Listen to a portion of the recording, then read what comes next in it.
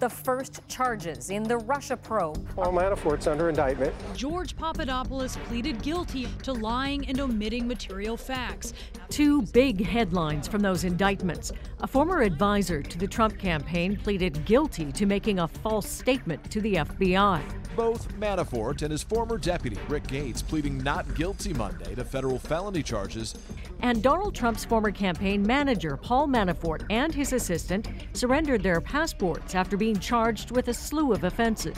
Conspiracy to launder money. They allegedly moved millions through bank accounts in Cyprus, evading taxes in the U.S.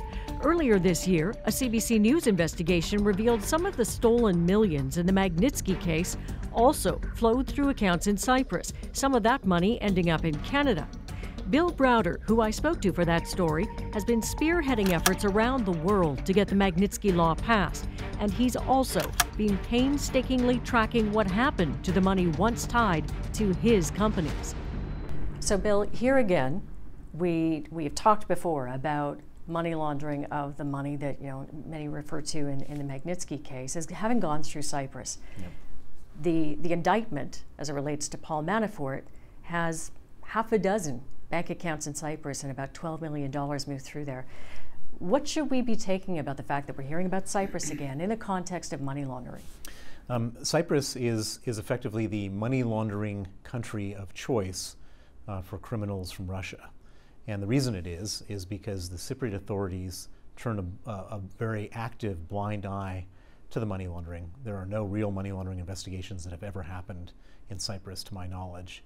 And in fact, we have evidence to believe that the Cypriot authorities are effectively in league with the Russians in a number of these situations.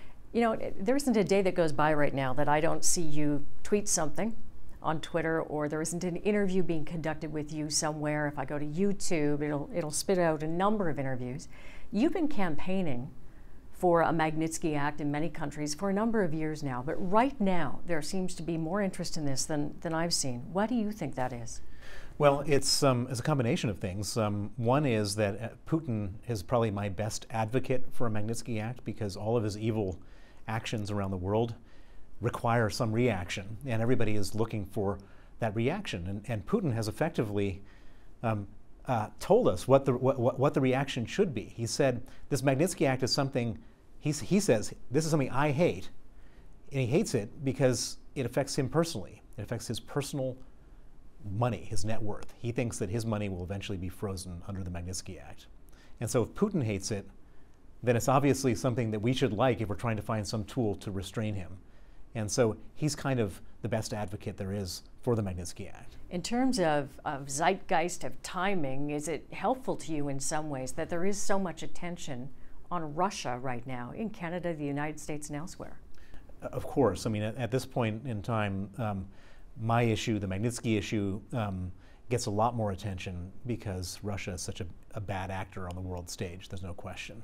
And in fact, you were directly and indirectly involved in that Trump Tower conversation with Donald Trump Jr. Yeah, so Natalia Veselnitskaya, the famous Russian lawyer, showed up at Trump Tower to talk about two things, me and repealing the Magnitsky Act. We know this because there's a memo now which has her talking points, and that's what was on the memo. How strange is that for you?